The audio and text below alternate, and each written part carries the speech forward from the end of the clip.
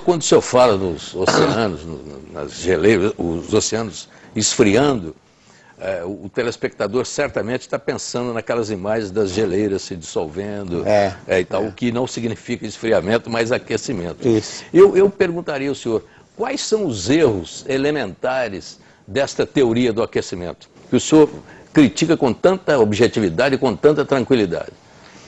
Começa com a base fundamental, que é o tal chamado efeito estufa. Né?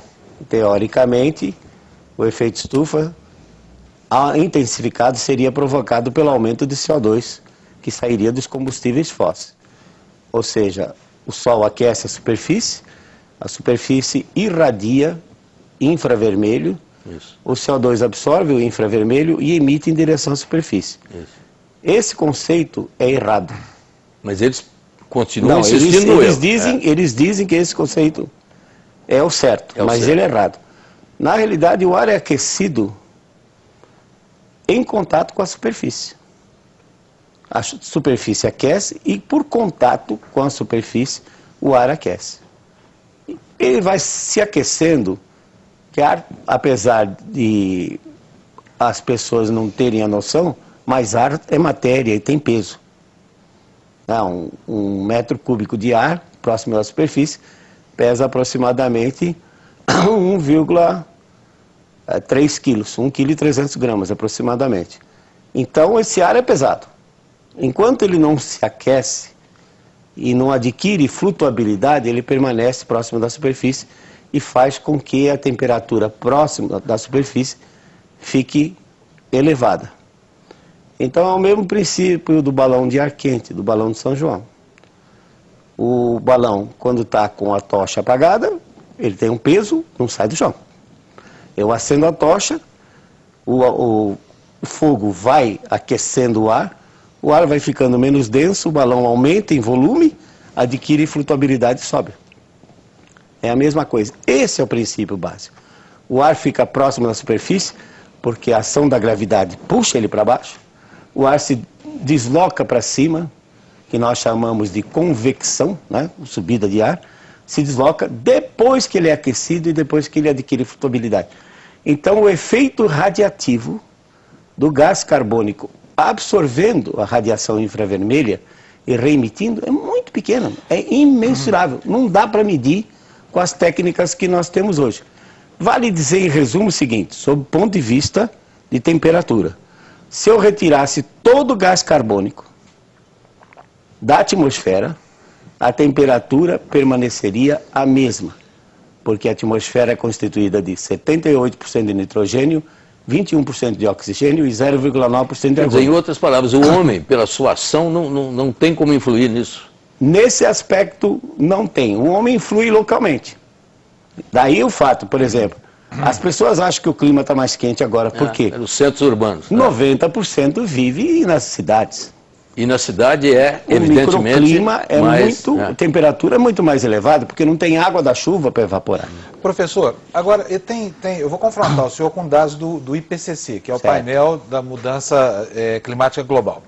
São centenas de cientistas que referendam a mesma hipótese. Segundo o IPCC, e aqui não é opinião, nós estamos tratando de gráficos de aumento de temperatura, o nível do mar, por exemplo, sobe 1 milímetro por ano, que corresponde a 1 metro a cada século. Não é isso?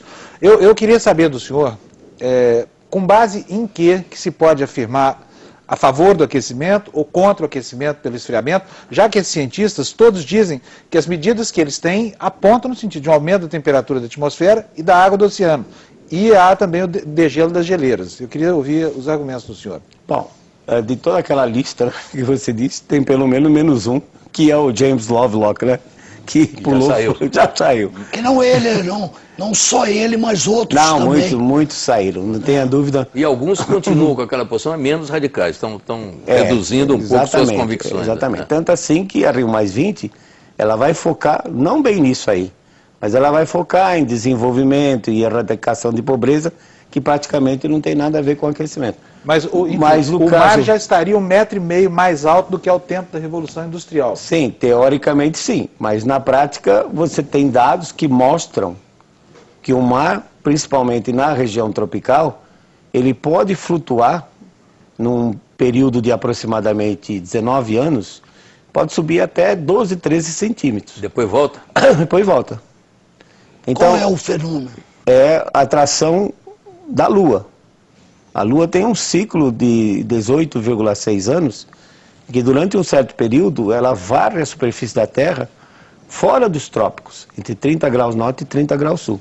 Isso ela puxa os oceanos, e como entre 30 graus norte e 30 graus sul representa metade da superfície terrestre, apresentam um nível médio elevado. Agora, esse ciclo lunar, o máximo dele terminou em 2006, e o que os satélites, aí que eu digo para você, o que os satélites mostram, os mesmos satélites que estavam mostrando um aumento de aproximadamente 3 milímetros por ano, os mesmos satélites agora a partir de 2007 estão mostrando um ligeiro decréscimo. Tá certo que é muito pouco tempo. Mas então essa medida deles está errada, flagrantemente errada. Não, eles usam esses argumentos, né, fazendo cálculos, por exemplo, quando você aquece a água expande em volume. Então muitos desses cálculos estão errados. Tá? E a evidência mostra que, na realidade, primeiro que é difícil medir nível do mar, porque a crosta terrestre ela é bastante plástica e móvel. Segundo que os satélites, se todo mundo se baseava nos satélites que estavam mostrando um aumento até 2006, os mesmos satélites agora estão mostrando um declínio. Professor, o que levou os cientistas como o James Lovelock e outros, que o senhor não citou o nome ainda, a fazerem uma revisão das suas teses que alertavam o mundo para uma tragédia com o aquecimento solar, e agora consideram que cometeram um erro e estão se penitenciando desse erro? Qual foi a revisão que eles conseguiram fazer, que afinal chegaram à conclusão que o senhor já teria chegado há mais tempo? Eu acho que foram os dados. A avaliação dos dados? Porque quando eles lançaram essa hipótese com uma propaganda maciça, né? Mas então eles foram muito pouco científicos. Eu acho que aí estava ligado principalmente a interesses econômicos. Eles estariam a serviço realmente de grandes empresas que teriam interesse em projetar para o mundo uma catástrofe? Possivelmente até de países, não só de empresas, né? Em que isso beneficiaria empresas e países? O problema crucial é a energia. Então, se você olhar historicamente como começou esse negócio todo, você vai ver que isso... O aquecimento. A teoria do aquecimento remonta à metade da década de 70. Em 1973, o petróleo sofreu o primeiro golpe. O barril passou de 4 dólares para 10, 12 dólares em 1973. Aí surgiram os especialistas que diziam que 60% do petróleo que existia no mundo já tinha sido consumido. Então os países desenvolvidos ficaram preocupados que faltasse energia para eles, já que eles são extremamente dependentes do petróleo. Não é o caso do Brasil. O Brasil tem outras fontes de energia que nem explora. Além de hidrelétricas, tem, por exemplo, óleo vegetal de palmáceas como Buriti, como Macaúba, que poderiam ser explorados, que são grandes extensões nativas. Mas eles não têm de onde tirar. Então eles ficaram preocupados. E como já se sabia, se você olha nos livros de climatologia antigos, antes da década de 70, já mostravam esse ciclo de aquecimento e resfriamento. Da ordem de 20, 30 anos aquecendo, 20, 30 anos resfriando. Então já sabiam que na década de 70 iria começar a aquecer.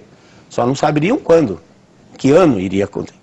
Então, aliado a uma possível falta de petróleo e com um aquecimento que viria proximamente, lançaram, ou na realidade, eles desenterraram uma teoria que foi lançada por Svante Arrhenius em 1896 e que não teve sucesso, que foi essa que mais CO2 no ar, devido à emissão pela queima dos combustíveis fósseis, levaria a temperatura. Funcionou no primeiro tempo, quando a temperatura estava subindo naturalmente. Sim.